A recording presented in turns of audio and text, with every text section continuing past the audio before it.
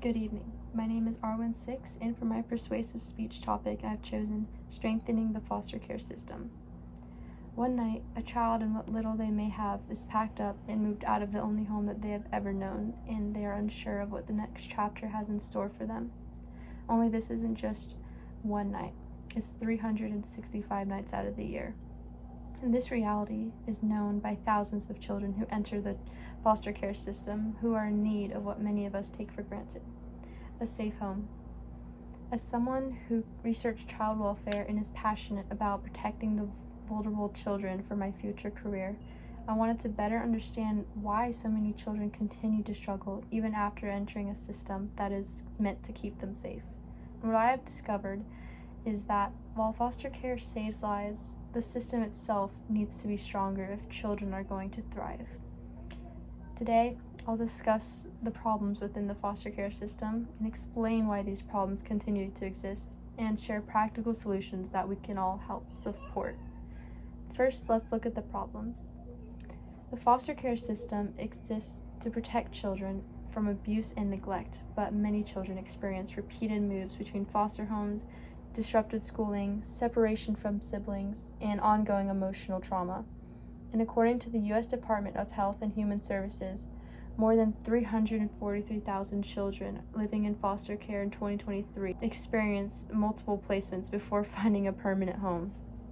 These frequent moves can make it difficult for young children to trust adults, maintain friendships, and succeed in school.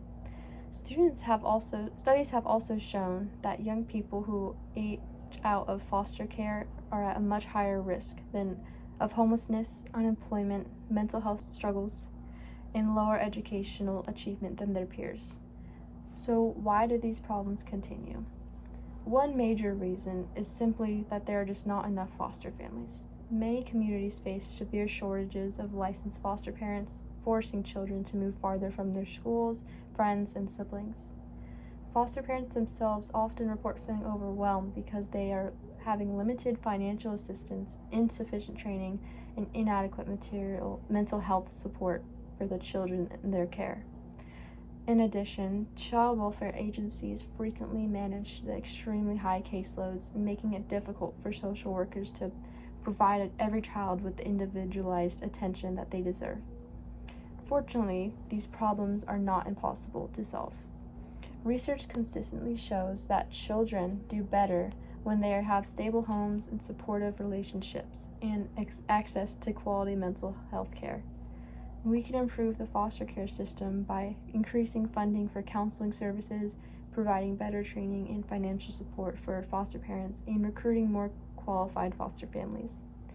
Even if becoming a foster parent isn't possible for you, there are still meaningful ways to help.